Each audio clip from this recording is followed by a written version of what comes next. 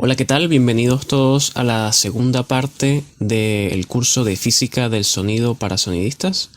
Para los que no han visto la primera parte, les voy a dejar un enlace en la parte superior para que puedan ir a verla, ¿vale?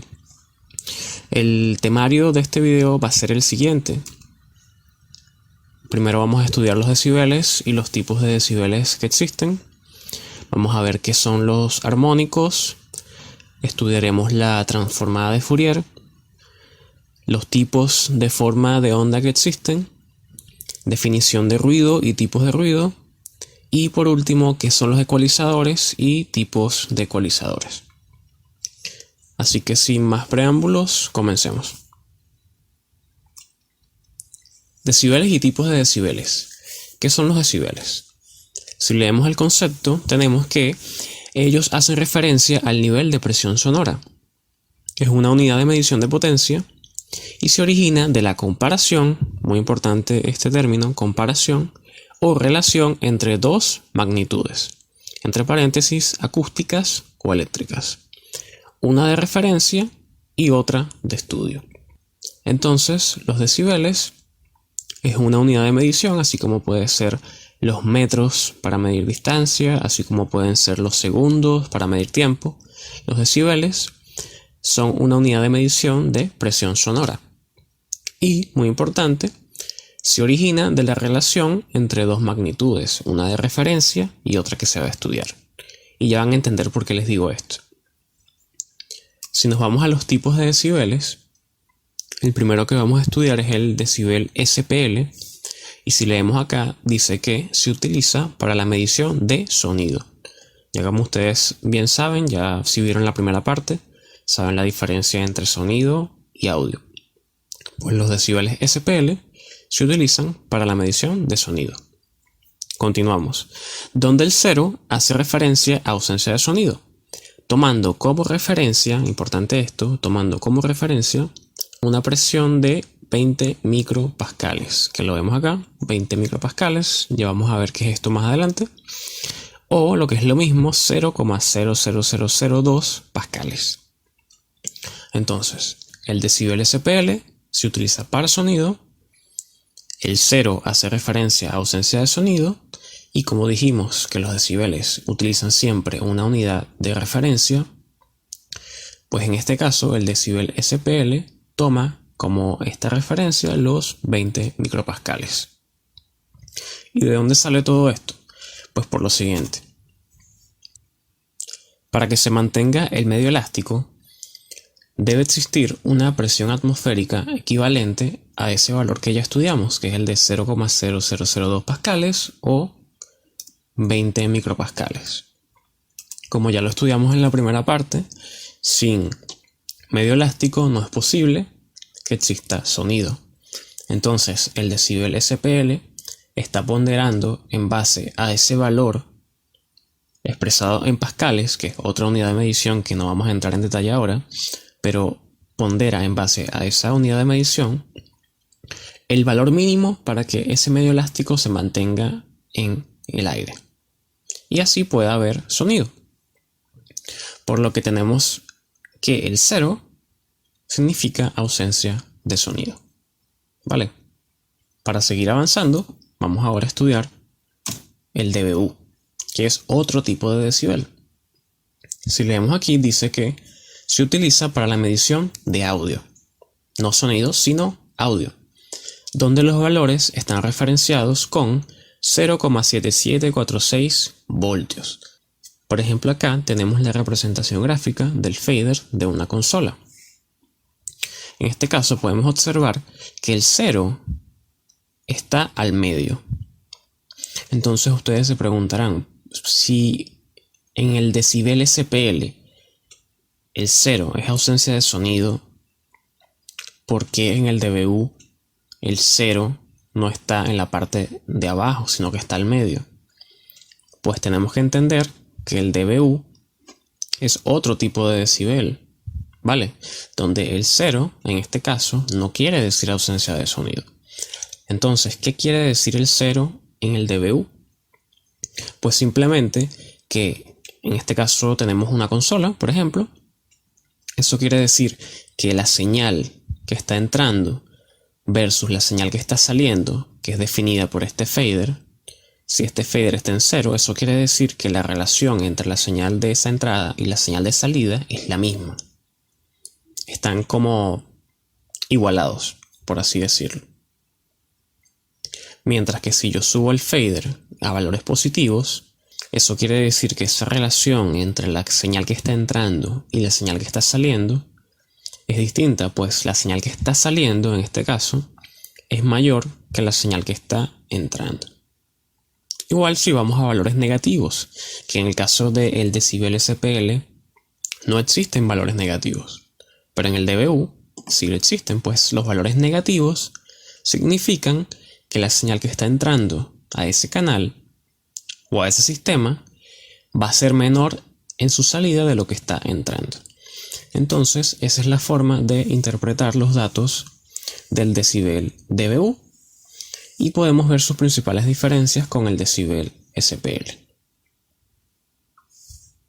Avanzando, vamos ahora con el decibel FS o full escala, que es lo que significan sus siglas. El decibel full escala se utiliza para medición de audio en el entorno digital. El ejemplo más práctico para estudiar esto es un software de grabación. Y aquí nos dice, esto es muy importante, donde el 0 es el máximo nivel posible antes de que comience a perderse información. Entonces, recapitulando, el decibel SPL, el 0 indica ausencia de sonido. En el dBu, el 0 es un valor medio que hace referencia a la relación que existe entre el nivel de entrada y el nivel de salida. Y en el decibel full escala, que es el decibel utilizado en el mundo digital, el 0 está en la parte superior, ya que nos indica que hasta allí el sonido va a escucharse. Por encima de ese 0 el sonido va a ser cortado y por ende va a ser distorsionado. Vamos a ver un ejemplo. Tenemos acá un fader de un software de grabación. En este caso, si vemos acá, tenemos la emulación de un fader de consola donde el 0 está al medio y tenemos nuestros valores positivos y valores negativos. ¿Qué es lo que sucede en la parte de la derecha? Este indicador. Pues este indicador nos dice que son decibeles full escala. ¿Y por qué? Pues si ustedes se fijan, el 0 está en la parte superior. Entonces, ¿qué es lo que sucede? Si la señal que está entrando a ese canal del software supera este 0, el software o la transformación a digital lo que se encarga es de cortar todo lo que esté por encima de ese valor. ¿Cómo se produce esto en la práctica? Pues suponiendo que ustedes tienen una tarjeta de entrada para grabar, ustedes conectan su micrófono y le dan mucha ganancia a ese canal de entrada. ¿Qué es lo que va a pasar? Que este fader o este valor de entrada va a empezar a saturar. ¿Qué quiere decir con esto? Que va a empezar a subir por niveles por encima de 0. Y el software va a empezar a cortar, lo que hace que la señal sea distorsionada o que la señal esté lo que llamamos clipeando, ¿vale? Entonces es muy importante no confundir los tipos de decibeles, ya que ellos hacen referencia a distintos valores y por esto es que se comportan de manera distinta y sus valores se leen de manera distinta. Bien, para seguir avanzando, vamos a estudiar ahora el tema de los armónicos. ¿Qué son los armónicos? Leamos. Cualquier señal periódica se puede descomponer en una suma infinita de una o más sinusoidales de distinta frecuencia, fase y amplitud. Después dice, las frecuencias de estas funciones son múltiplos, denominados armónicos, que se desprenden de una frecuencia fundamental. ¿Qué significa todo esto en la práctica? Que cada uno de los sonidos que existen y de los instrumentos que existen y de las voces tienen siempre una frecuencia fundamental. ¿Y qué es la frecuencia fundamental? Pues es la frecuencia que tiene, es decir, su valor es el más bajo en cuanto a ciclos por segundo, pero es la que tiene mayor amplitud. Ya estudiamos lo que es la amplitud, ¿cierto? ¿Qué es lo que pasa?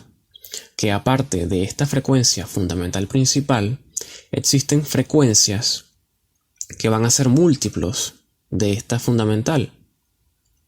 Y estos múltiplos, aparte de que tienen frecuencias más altas, tienen menor amplitud. Vale, para que les quede un poco más claro, leamos este siguiente concepto.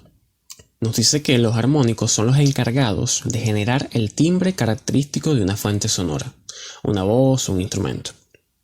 Permiten diferenciar sonidos, voces e instrumentos, debido a que cada fuente sonora genera sus armónicos en diferentes amplitudes y en diferente orden.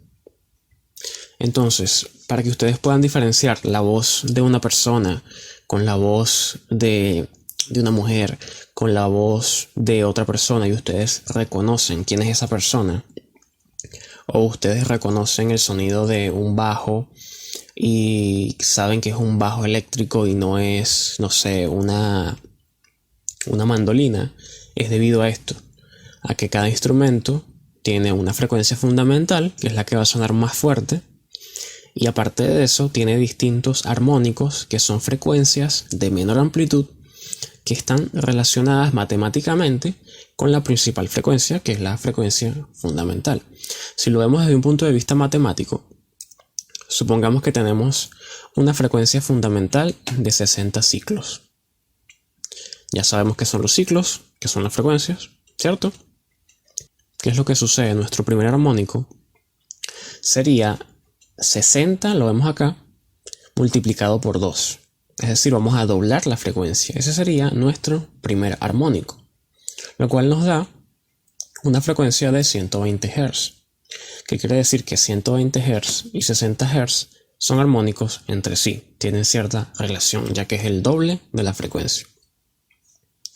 Si seguimos avanzando, el tercer armónico de 60 Hz vendría dando del resultado de multiplicar el 3 por 60, y en este caso nos daría 180 ciclos o 180 Hz. Y así sucesivamente. En este caso nosotros sacamos hasta 4 armónicos, ¿vale? 60 por 4 nos da 240, 60 por 5 nos da 300. Entonces ya estudiamos el concepto teórico de los armónicos y cómo funciona. Vimos la parte matemática de cómo se originan y ahora veamos el ejemplo gráfico. Nosotros acá tenemos en esta primera parte un periodo de una parte de la onda que es una frecuencia de 60 ciclos. Si bien este es un solo periodo, estamos como tomando una fotografía de ese instante en el que la onda de 60 ciclos, que es 60 veces este movimiento, en este caso está siendo 1 porque fue donde lo estamos estudiando. ¿Vale? ¿Qué es lo que pasa? Nosotros acá determinamos que el primer armónico era 120 ciclos, es decir, la frecuencia fundamental multiplicada por 2. Entonces, ¿qué es lo que sucede? En este espacio, donde vemos esta onda de este color distinto, vemos que caben 2 ciclos, es decir, sube hasta acá, 0, punto negativo, 0, punto positivo, 0, punto positivo, punto negativo, perdón, 0. Es decir, como es el doble de la frecuencia fundamental, que es 60, pues 120 hace el mismo movimiento en el mismo espacio, pero el doble de veces. Mientras la frecuencia de 60 hace un solo movimiento, a la de 120 ciclos le alcanza para hacer 2. ¿Cierto? ¿Qué sucede con el tercer armónico? Que es el de 180, que es 3 veces la frecuencia. Pues que la frecuencia de 180 le alcanza para hacer 3 movimientos de su forma de onda, es decir, tenemos un 0 acá, 0 acá, 0 acá. Mientras que a la de 60 le alcanza para hacer un solo movimiento. Y así sucesivamente. El cuarto armónico le alcanza para hacer 4 movimientos, 1, 2, 3, 4. y el quinto armónico le alcanza para hacer 5 movimientos. 1, 2, 3, 4, 5. Entonces, todas estas frecuencias, aunque tienen distintas frecuencias, tienen cierta relación matemática entre sí. Y como bien ya dijimos, cada instrumento tiene una frecuencia de mayor amplitud, que es la de menor frecuencia, y tiene también armónicos, que son de frecuencias mayores, pero de amplitud menor.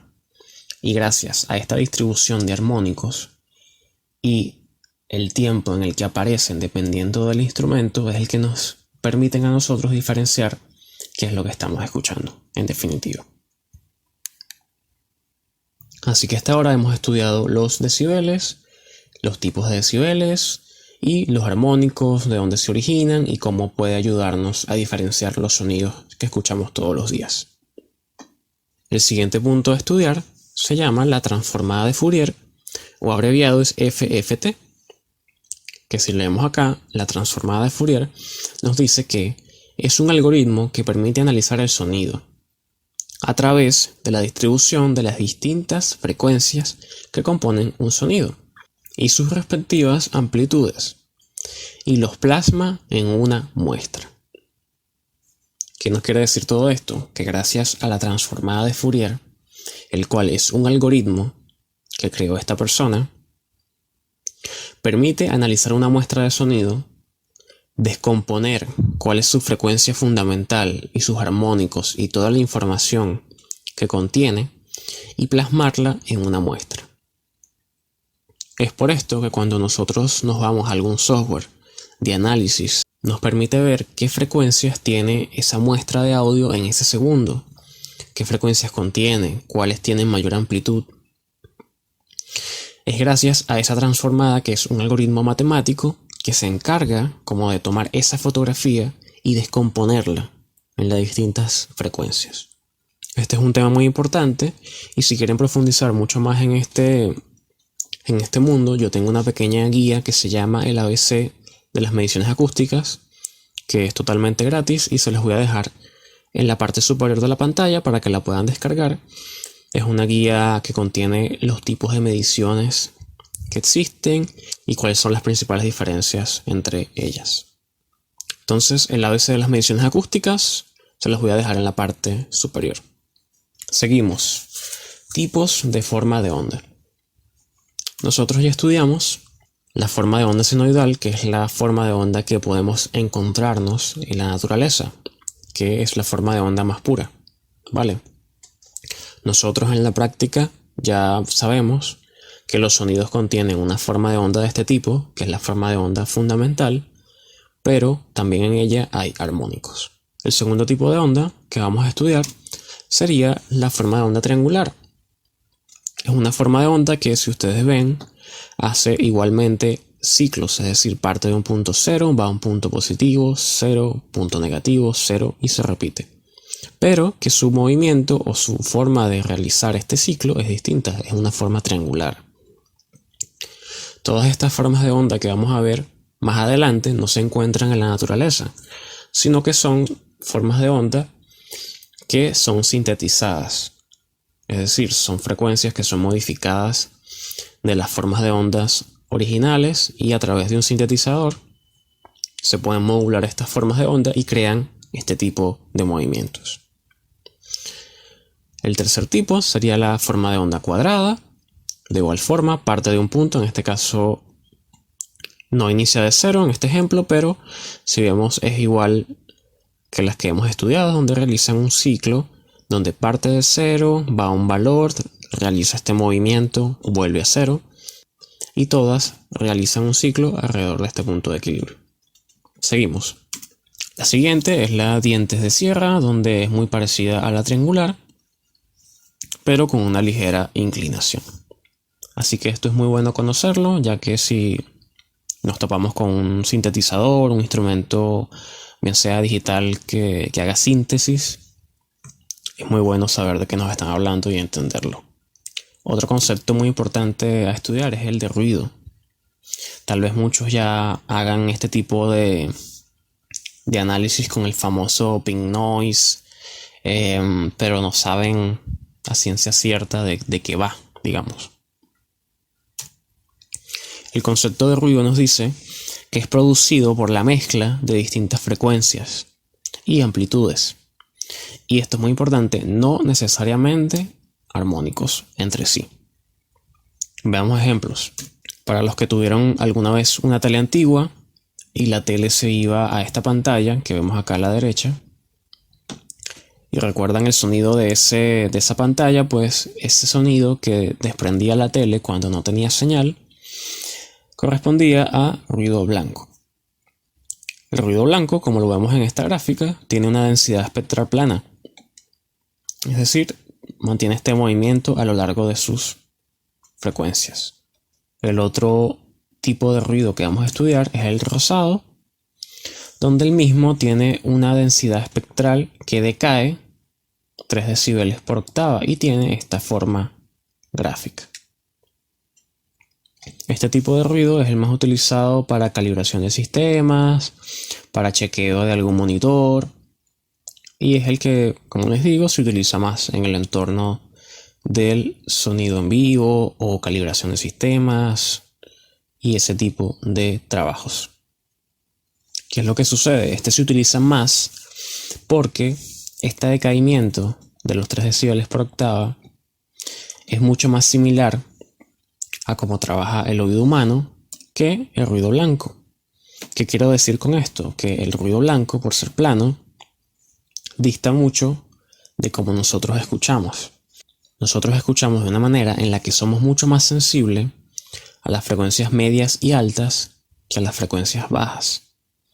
Es decir, ustedes se colocan frente a un parlante y ustedes van a empezar a sentir más molestia auditiva si una frecuencia media o alta está siendo exaltada o tiene mucho volumen, así una frecuencia baja está haciendo lo mismo. Y esto sucede porque nuestro oído tiene una caída similar a la de ruido rosa en cuanto a la sensibilidad de nuestro oído. Entonces, resumiendo, estudiamos los tipos de forma de onda. Sabemos que la forma de onda sinusoidal es una forma de onda que se encuentra en la naturaleza, y también sabemos que existen formas de onda creadas a través de la síntesis. Y los tipos de ruido y cómo se utilizan y cuál utilizamos y por qué. Siguiendo con el último tema, tenemos los ecualizadores. Los ecualizadores, muchos tal vez los han visto, y hay de muchas formas, colores, tamaños. En este caso tenemos acá en la parte izquierda un ecualizador gráfico, que vamos a estudiarlo justo ahora. Y tenemos acá a la derecha otro tipo de ecualizador, que es un ecualizador con perillas y otros parámetros que vamos a estudiar. Entonces, aparte de estos dos ecualizadores, también hemos visto uno muy común, que es el que está en las consolas, que sería el que se encuentra en esta parte de acá. Si leemos el concepto de ecualizador, nos dice que es un procesador de señales de audio que modifica la amplitud de las frecuencias con el objetivo de variar el timbre de un determinado sonido. Los principales parámetros de un ecualizador son los siguientes: la frecuencia, nosotros podemos elegir qué frecuencia modificar; el Q o ancho de banda, que esto no lo hemos visto y ya lo vamos a estudiar; y la ganancia, que modifica la amplitud. Entonces, de momento hemos estudiado qué es la frecuencia y qué es la amplitud, y el ecualizador tiene dos parámetros: la frecuencia, ustedes la eligen, y un parámetro de ganancia que ustedes les permite modificar la amplitud de esa frecuencia. Nos faltaría estudiar qué es el Q o ancho de banda. Pero primero, veamos los tipos de ecualizadores. Este tipo de ecualizador es el llamado ecualizador gráfico. Si ustedes ven, cada parámetro, cada una de estas perillas nos indica que estamos modificando una frecuencia en específico. En este caso, este ecualizador parte de 32 ciclos hasta 16.000 ciclos, que sería la frecuencia. Tenemos un punto cero, que es la mitad, Y si nosotros nos movemos hacia arriba o hacia abajo, podemos modificar la amplitud de esa frecuencia hasta más 12 decibeles o menos 12 decibeles. Otro tipo de ecualizador es el llamado ecualizadores paramétricos. Este tipo de ecualizador también tiene para elegir la frecuencia, que en este caso es esta perilla de acá. Tenemos para elegir la amplitud en decibeles. Y en este caso aparece otra perilla que nos dice width, que es ancho en inglés. Y en este caso esta perilla hace referencia al Q o ancho de banda. ¿Cómo funciona el Q o el ancho de banda? Pues volvamos al ejemplo del ecualizador gráfico. Nosotros en este caso, este ecualizador nos permite modificar la frecuencia y la amplitud a la que queremos mover esa frecuencia. Pero ¿qué es lo que sucede?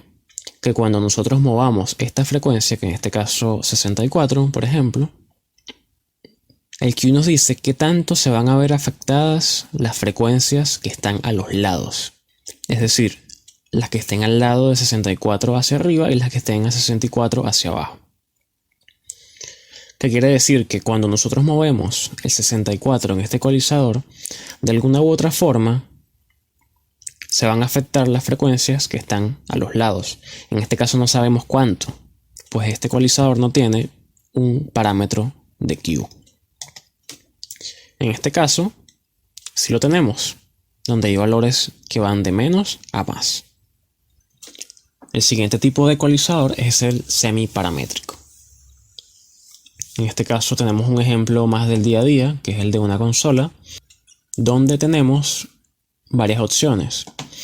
La primera perilla corresponde a una perilla que va a modificar las frecuencias altas, pero no sabemos qué frecuencia es. La frecuencia la decidió el fabricante. No podemos modificar la frecuencia es fija. La segunda banda de ecualización, que es esta de acá, es para frecuencias medias. Esta perilla de acá nos permite elegir qué frecuencia queremos modificar y en cuánta amplitud, que es la perilla de acá abajo.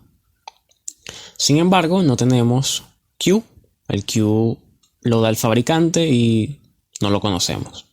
Y por último, la última banda de frecuencia es la de frecuencias bajas, que al igual que la primera, no tenemos cómo decir frecuencia, solamente su amplitud. Y es por esto que lo llamamos semiparamétrico. Pues hay valores que se pueden modificar y hay otros que no. Y hay otros que ni siquiera conocemos. Y ahora el último ecualizador, que sería el ecualizador paragráfico. Si tenían alguna duda de lo anterior, con esto les va a quedar mucho más claro. En este caso se llama paragráfico, ya que permite modificar, si vemos acá una de las bandas, que es esta de aquí, por ejemplo, la amarilla, tenemos acá un parámetro de Q, que permite variar qué tan ancho es esta campana, ¿cierto? Podemos elegir la frecuencia en esta perilla, es decir, movernos en el eje X. Y tenemos una perilla de ganancia que nos permite disminuir o atenuar la frecuencia. Y ahora lo vamos a ver en la práctica para que se pueda entender mejor. Bien, haciendo entonces un resumen, tenemos que un ecualizador es un procesador que nos permite modificar la amplitud de determinadas frecuencias. Sabemos que existen ecualizadores gráficos, ecualizadores paramétricos, ecualizadores semiparamétricos y ecualizadores paragráficos.